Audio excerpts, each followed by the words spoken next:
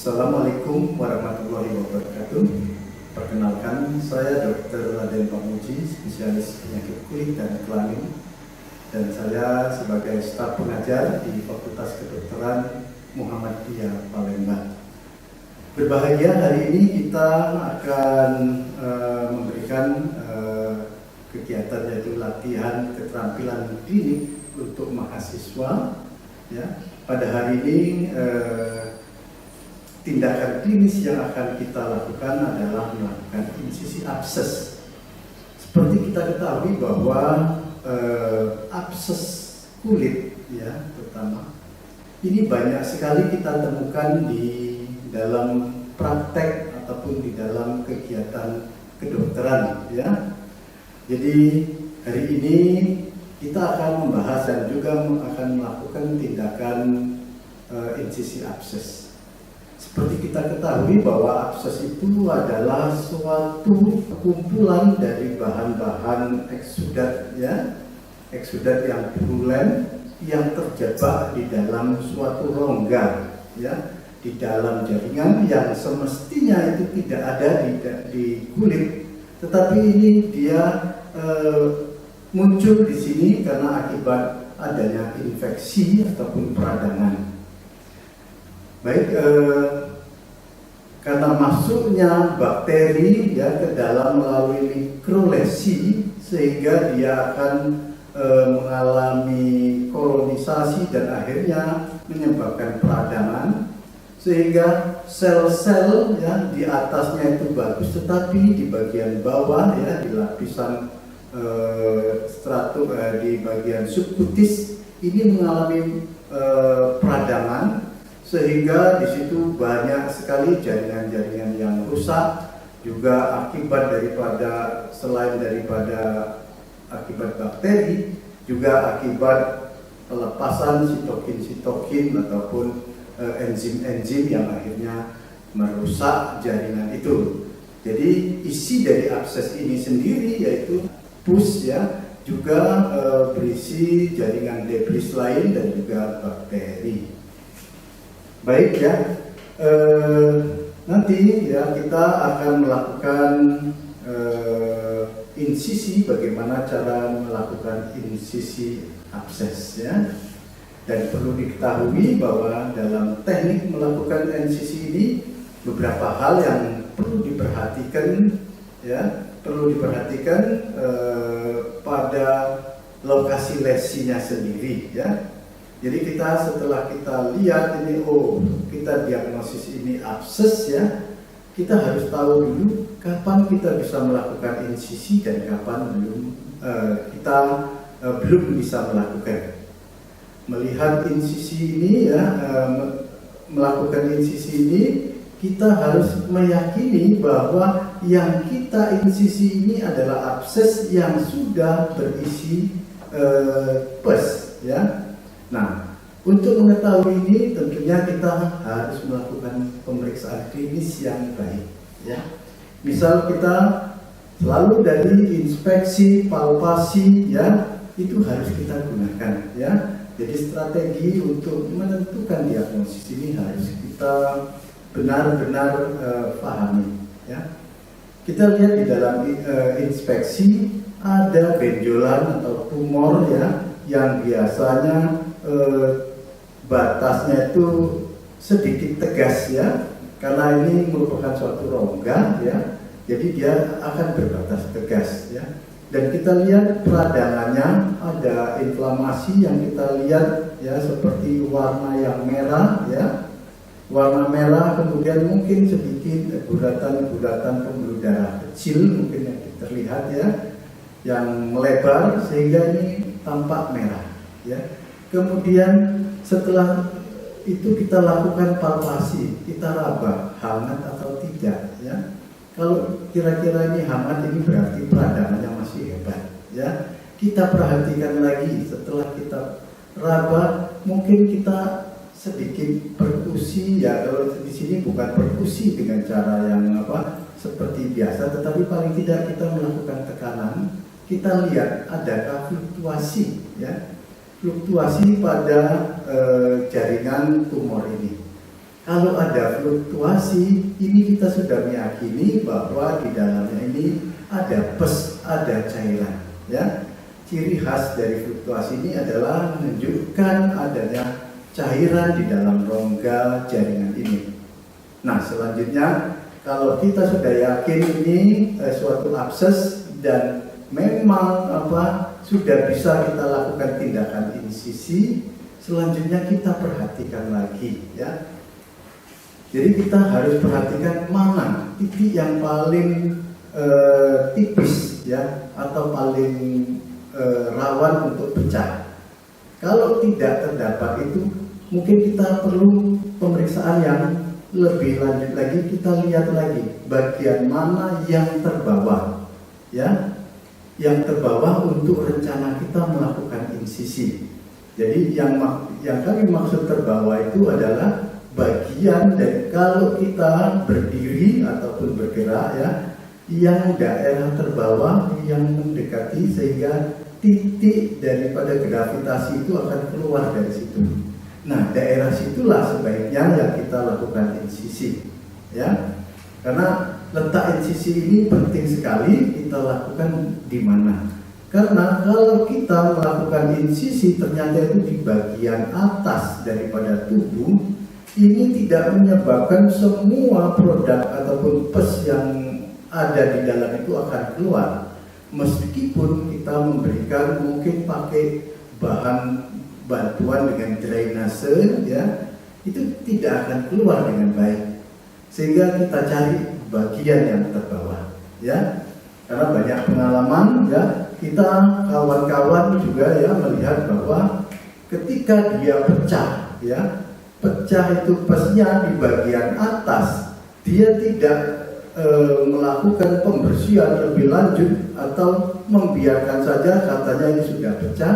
Nah, ini akan lama sekali menghilang karena namanya pes ini akan terbentuk terus, ya, akan terbentuk terus, tapi dia tidak akan keluar, sehingga kita akan melakukan insisi bagian bawahnya supaya isinya benar-benar keluar. Nah, kemudian bagaimana cara kita melakukan insisi? Pertama-tama setelah kita lihat, kita tentukan daerah yang mau diinsisi. Selanjutnya cara insisi kita pergunakan suatu mesh, ya, mesh blade, ya. Jadi pisau yang ukurannya 11. Kenapa kita ambil yang 11? Karena ini bentuknya tajam dan lancip, ya. Sehingga dengan satu kali tusukan dan satu sayatan, jangan putus-putus, kita harapkan ini akan memberikan pengeluaran pesnya itu akan lebih bagus. Dan juga cara menginsisi, tentunya kita sudah punya ukuran, ya, seberapa besar pes ini, ya, seberapa besar pes ini, sehingga kita tahu seberapa dalam sehingga kita bisa melakukan insisi. Jadi jangan ragu-ragu menyayatnya, menyayat terlalu tipis, tidak tembus, apalagi di daerah punggung nantinya, ya. Kalau lokasinya di daerah punggung atau daerah sekitar bagian belakang, ya, di tengah-tengah badan itu tebal sekali kulitnya. Kalau insinya takut-takut, sayang-sayang, ya akhirnya tidak sampai ke lokasi ataupun daerah yang banyak mengandung pesnya untuk keluar, ya. Jadi kita sudah yakinkan seberapa dalam itu, kita sudah tahu mestinya dari panjangnya mesh blade-nya ini, ya, dari pisaunya ini. Jadi kita bisa menentukan ini harus sedalam ini karena ukuran ketebalan besarnya pes ini sekian senti, gitu, ya. Jadi kalau kita tidak paham ini, itu kita menimbulkan keraguan-keraguan, ya. Yakinkan kalau kita memotong ini akan sampai ke tempat pesnya, dan juga yakinkan jangan sampai mentok sekali, karena kadang-kadang di bawahnya itu ada pembuluh darah, ya. Nah, ini yang harus diperhatikan, ya. Jangan ragu-ragu, ukur dulu kira-kira kedalamannya sekian, ya, dari berdasarkan ukuran dari absesnya. Kemudian kalau bisa supaya hasil secara estetisnya bagus, ya, sebaiknya kita juga memotong itu linear ya, mengikuti garis RSTL. Jadi RSTL ini reskin tension line ya. Jadi kita harus ikuti itu ya, cara memotongnya, sehingga hasilnya akan ketika sembuh dia akan merapat sendiri dengan baik, dan biasanya garisnya itu terlihat baik ya. Kemudian kalau daerah itu kebetulan di daerah persendian ya, kita harus mengikuti garis sejajar daripada sumbu sendinya. Dan pada daerah tertentu ya, kadang-kadang kita harus sembunyikan, sedapat mungkin kita harus sembunyikan garis tempat insisi ini ya. Dan prinsip di dalam tindakan ini, meskipun ini hal yang dibuang ini tidak steril, tetapi tindakan kita harus sebaiknya mengikuti sterilitas ya. Jadi sterilitas itu harus dijaga. Dan yang paling penting juga bahwa arah insisi tidak boleh tegak lurus dengan organ-organ penting atau pembuluh darah yang di bawahnya. Jadi baik ya, saya kira itu yang bisa saya sampaikan ya. Dan nanti kita akan berlanjut dengan rencana dan bahan ataupun alat-alat yang diproses. Tentunya setelah kita mendapatkan informed consent ya, informed consent, jadi kita sudah memberikan keterangan kepada pasien ya, bahwa apa yang kita lakukan ini, insisi ini adalah yang terbaik yang harus kita lakukan. Sebab kalau kita tidak lakukan insisi, kemungkinan penyakit ini akan penyembuhannya berjalan lama, dan atau kalau dia pecah sendiri, dia akan menyebabkan scar, bentuk yang jelek ya. Sehingga kita yakinkan ke pasien, dan juga pasien diberi kesempatan untuk berpikir ya.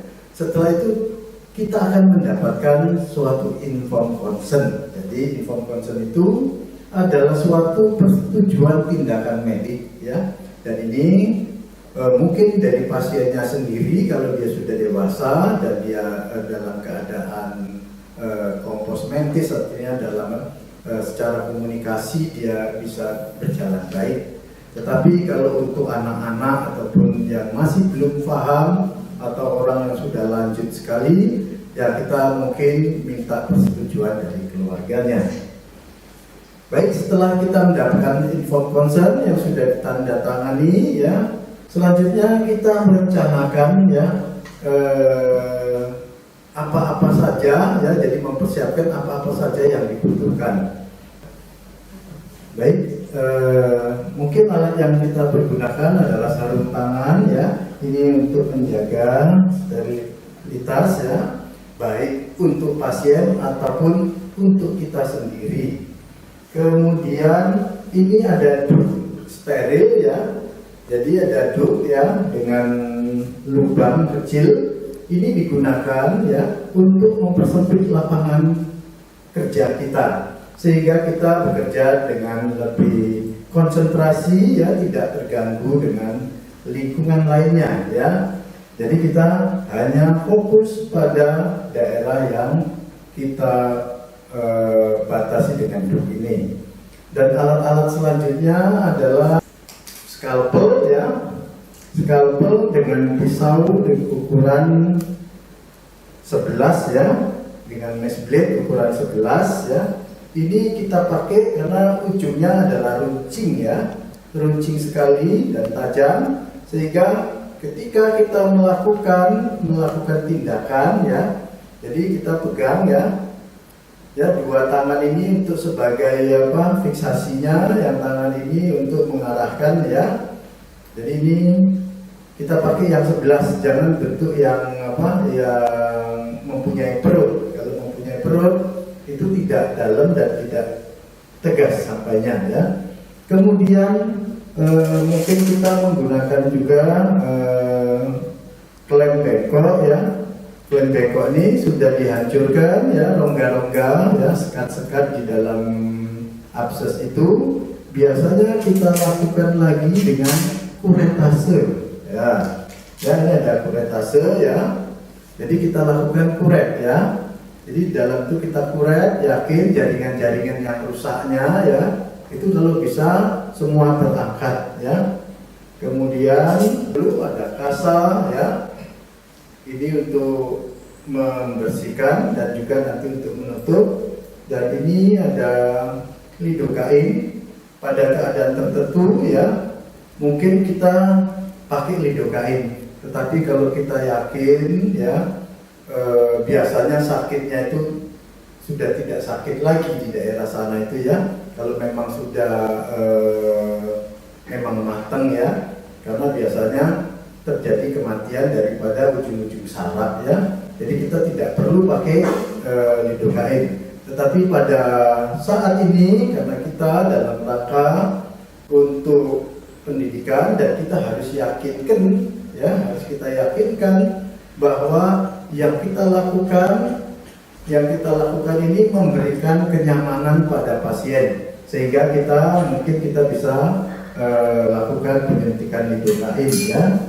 Ini dengan sebaiknya ya. Kemudian tentunya sebelum melakukan tindakan semuanya ya, kita tetap harus lakukan tindakan aseptik antiseptik ya. Ini ada betadine ya, ini ada NaCl ya untuk membersihkan ya. Kemudian mungkin ada kasa steril lain ya. Dan ini ada tool ya, sofrat tool ya. Jadi tool ini suatu perban yang mengandung antibakterial ya. Jadi ini bisa kita pakai setelah sudah dikeluarkan, nanti kita tutup dengan ini, tetapi juga harus tutup lagi dengan kasa yang biasa. Juga ada benang ya. Benang ini kalau memang lesinya agak lebar ya, dan kita mau membuat drainase ya, biasanya kita gunakan jahitan ya. Jadi jahitan ini untuk melekatkan jaringan itu ya, jaringan kulit-kulitnya sehingga lebih rapat dan drainnya ya yang terbuat dari karet handscrew ya. Jadi ini akan melekat lama ya, 3-5 hari dibiarkan ya. Nanti baru diangkat. Baik, saya kira itu yang kita siapkan. Untuk selanjutnya kita adalah pelaksanaan ya. Sudah kita persiapan, perencanaan ya, kita masuk perencanaan dan tindakan. Baik, untuk selanjutnya kita melakukan perencanaan tindakan ya.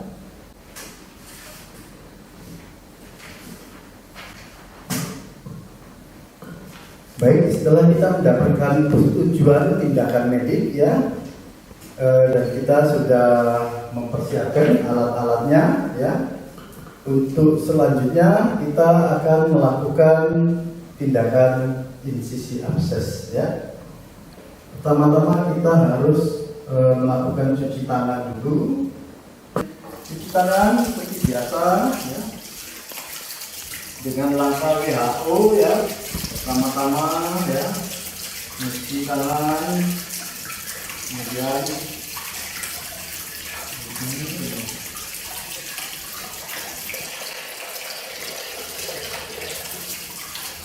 oke ya.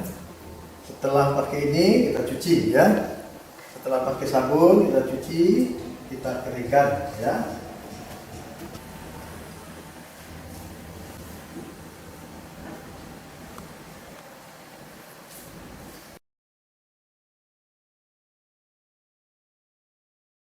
Ya, setelah kita yakin ya, kita lihat paling bawah dan ini masih fluktuatif ya, kita lakukan ya insisi ya, masukkan kira-kira 1 cm ya. Kemudian kita potong sekitar 1 cm lagi ya. Kemudian tarik ya. Nah, ini ya, ini langsung tutup sambil berusaha untuk mengeluarkan pesnya ya. Setelah pesnya sebagian keluar ya, karena kita tidak yakin ini karena di dalamnya ini ada banyak rongga-rongga, dengan menggunakan pean bengkok kita lakukan undermine dan merusak rongga-rongga pada abses tersebut ya. Ya. Jadi itu ya. Nah, ini kadang-kadang kita sudah hancurkan di dalam, dilanjutkan lagi dengan kuretase ya.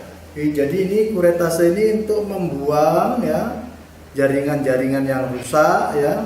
Jaringan yang rusak itu kita harus bersihkan semua ya.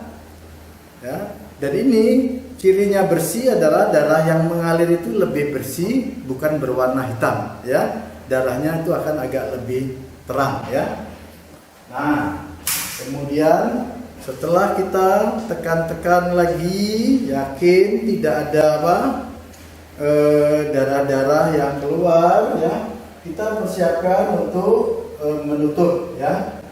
Sebelum untuk menutup ya, nanti kita tetap kita lakukan tindakan pembersihan lagi ya. Pembersihan lagi ya dengan betadine ya. Ya, kita angkat. Kemudian karena ini diperkirakan akan masih produktif, masih banyak nanahnya, kita lakukan pemasangan drain ya. Jadi untuk mengeringkan ya, untuk mengeringkan nanah-nanah yang masih ada ya. Ya, kita masukkan drainnya ya. Oke. Ya, jadi dengan adanya drain ini diharapkan ya nanah yang terbentuk itu akan keluar terus dari lubang bekas ini, lubang yang kita potong ya. Dengan ini ada sehingga ini tidak bisa menutup sempurna karena adanya benda asing ataupun adanya karet ini sebagai drain, itu nanahnya akan keluar terus ya. Selanjutnya ya, kita tutup.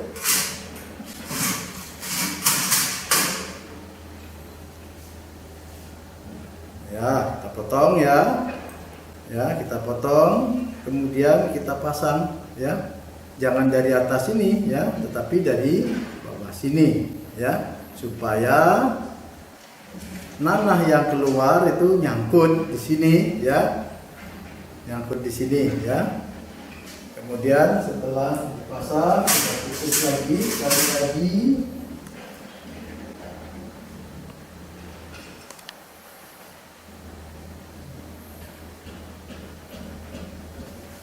Ya, kita tutup sekali lagi sehingga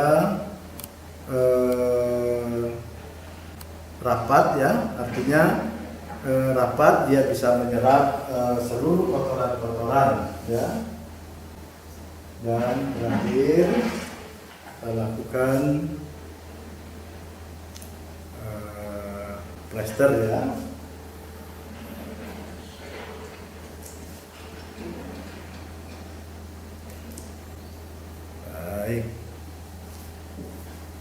Baik, saya kira sudah selesai dan kita anjurkan pasien untuk mengulang kembali untuk mengontrol drain dan luka insisi. Dan kita harapkan pada 3 atau 5 hari ke depan itu sudah mengering ya, jadi tidak produksi lagi. Saya kira itu saja ya. Latihan keterampilan klinis kita hari ini, mudah-mudahan bermanfaat. Billahi taufiq wal hidayah. Wassalamualaikum warahmatullahi wabarakatuh.